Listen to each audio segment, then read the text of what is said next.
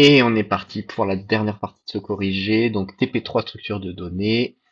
On en était à remplir notre arbre là, toutes les fonctions qui vont bien. Donc on avait initialisé un nœud, initialisé un dictionnaire, libéré un nœud, libéré un dictionnaire, ajouté un nombre. On avait également affiché notre dictionnaire. Et il nous restait deux petites fonctions à faire, et vous allez voir qu'en fait ça va aller vraiment, vraiment, vraiment très très vite. Je sais même pas pourquoi j'ai coupé en deux vidéos, j'avais pas pensé à tout ce qui nous restait. Il nous reste supprimer un nœud, et il nous reste contient un nombre. Donc, vous allez voir que c'est pratiquement la même chose, et vous allez voir à quel point c'est simple. Supprimer un nombre, ça veut dire quoi? Ça veut dire se rendre à la position dans l'arbre qui correspond à ce nombre, euh, et puis vérifier si le booléen associé est à true. S'il est à true, ça veut dire que le nombre existait, bah, il suffit de passer le booléen false, et on a fini.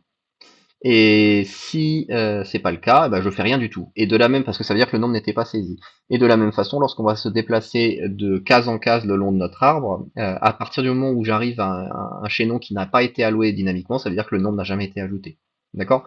Ça veut dire quoi ça? Ça veut dire que la première chose que je vais faire, c'est que je vais récupérer les 6 chiffres qui composent mon nombre, la valeur que je recherche. D'accord? Je vais donc extraire les chiffres de nom de valeur et les stocker dans chiffres. Ça, c'est la première chose. Et puis ensuite, pour chaque chiffre, donc là, il y en aura 6. Si, alors, faut qu'on se place au niveau de la tête, comme d'habitude. Donc, c'est un nom arbre, étoile, position. On va se placer au niveau de la tête de la racine du dictionnaire. Si la position que je suis en train de regarder contient contient un chaînon vers le ième chiffre. C'est-à-dire, ce que je suis en train de regarder, c'est je suis placé à un endroit, je vais regarder le chiffre suivant. Alors, si il y a un chaînon vers le chiffre suivant, il me suffit d'avancer. Donc c'est 6, c'est différent de nul, il me suffit d'avancer.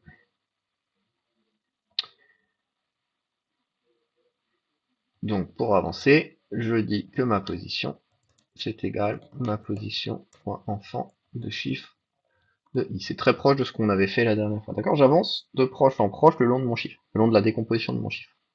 Si c'est pas le cas, c'est-à-dire si c'est égal à nul, qu'est-ce que ça veut dire? Ça veut dire que clairement mon nombre n'a jamais été saisi dans cet arbre-là, donc je n'ai rien à supprimer. Donc ça veut dire quoi? Ça veut dire que je return de ma fonction. Je n'aurai rien à supprimer, je sors. Donc ok, donc ma boucle va me faire avancer, dans le cas où ça existe, le long des 6 maillons m'emmenant à mon chiffre.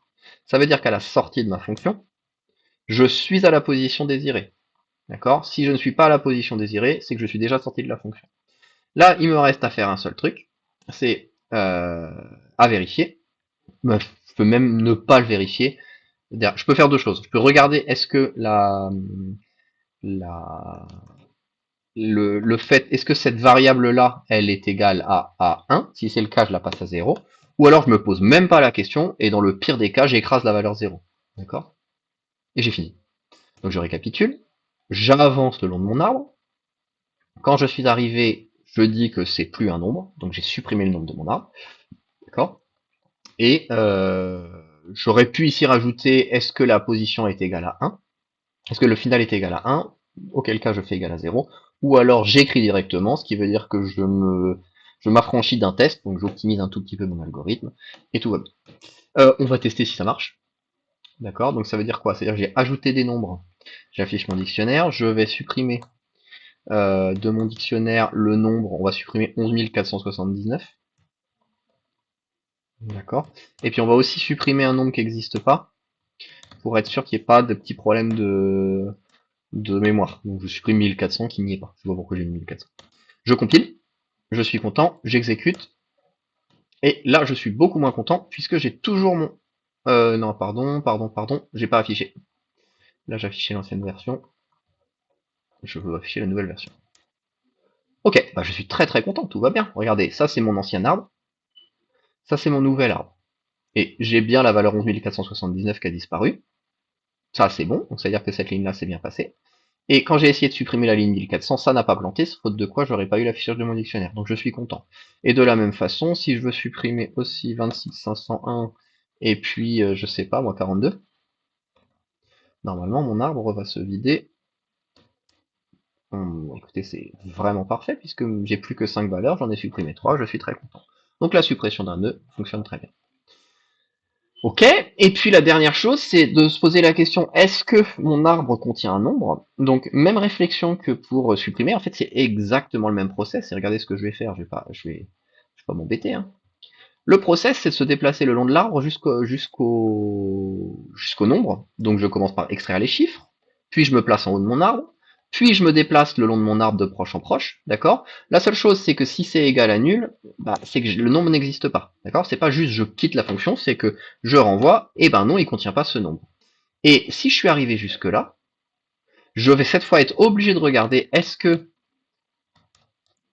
c'est un nœud terminal, et si c'est le cas, je renvoie 1, c'est-à-dire oui j'ai trouvé, et si c'est pas le cas, je renvoie 0. Ça veut dire non, ce nombre n'existe pas. Ok? Bah en fait c'est vraiment la même chose, hein. C'est la même chose que supprimer, sauf que l'action lorsque j'ai trouvé mon truc n'est pas la même. Petite exécution pour tester. Donc là j'ai supprimé ces nombres-là. Ici je vais afficher, on va faire un anti/n pour bien laisser la place. On va en mettre deux après. Et je voudrais afficher, est-ce que mon arbre contient la valeur 11479. D'accord? Donc là, il va m'afficher normalement 1, parce qu'il va la trouver. Et puis par contre, quand je l'aurai supprimé, il devrait m'afficher 0. On vérifie que ça marche bien. Il l'a bien trouvé la première fois, il l'a pas trouvé la deuxième fois, ce qui est très bien puisque je l'avais supprimé. Donc je peux vous dire avec quasi certitude qu'on a fini le TP. Je vous invite juste à prendre un tout petit temps de réflexion sur, on va faire par exemple le contient nombre là. Je vais comparer contient nombre pour mes trois algorithmes. Je vais les mettre côte-côte. Alors on va les faire 2 à 2. Quoique non, on va vraiment essayer de les mettre les trois côte-côte. Et on va comparer un petit peu comment chacun fonctionne. Hop. Je vais le mettre là. Non, c'est pas le main qui m'intéresse, c'est le dico. Regardez. Pour ce qui est de l'arbre, contient nombre, j'ai une seule boucle. En fait, la complexité algorithmique, je vous rappelle, hein, on va regarder le nombre d'opérations en fonction de la taille des données. J'ai une seule boucle ici qui est de dimension 6, qui fait 6 itérations. Pourquoi 6? Parce que c'est le nombre de chiffres que j'ai que je stocke dans mon dictionnaire. Hein, les nombres ont tous 6 chiffres. Si je regarde la même fonction mais pour un tableau, je remarque un algorithme qui a une boucle, d'accord, et cette boucle, alors c'est un petit peu particulier pour la lecture de la complexité, mais je vous rappelle, c'est une recherche dichotomique. D'accord? Donc, la complexité de dicotable pour la fonction contient nombre, c'est O de log de n. Pourquoi log de n? Parce que la recherche dichotomique, c'est log de n. Pour ce qui est de dicoliste, regardez bien comment ça se passe. Je me déplace de proche en proche. D'accord? Je me déplace de proche en proche à la recherche de mes nombres. Ce qui veut dire que si j'ai 1 milliard de nombres, je vais potentiellement me déplacer d'un milliard de cases. Donc là, la complexité, c'est O de n. Ici, si j'ai 1 milliard de nombres, je vais pas me déplacer d'un milliard de cases, puisque à la première itération, je vais me placer au milieu, et déjà, je vais diviser par 2 la taille de mon problème. Soit j'irai à gauche, soit j'irai à droite, mais en tout cas, à la deuxième itération, j'ai plus que 500 millions de cases, puis 250 millions, et ainsi de suite, et ainsi de suite. Qu'est-ce que ça veut dire? Ça veut dire que pour une liste chaînée, contient nombre, c'est O de n. Pour un tableau dynamique, c'est O de log de n. Pour un dico-arbre, pour un arbre préfixe, on est sur du O de 6, O de K, K étant le nombre maximal de chiffres des nombres que je cherche à considérer. D'accord? C'était juste un petit aparté important sur la notion de complexité et à quel point pour trois structures différentes, une même opération peut avoir un comportement radicalement différent. Ça va être assez peu visible pour des exemples aussi simples qu'une manipulation de nombres, mais si on avait des structures assez complexes, bah, un algorithme en O de 6, O de K, ira beaucoup beaucoup plus vite qu'un algorithme en O de N. Voilà.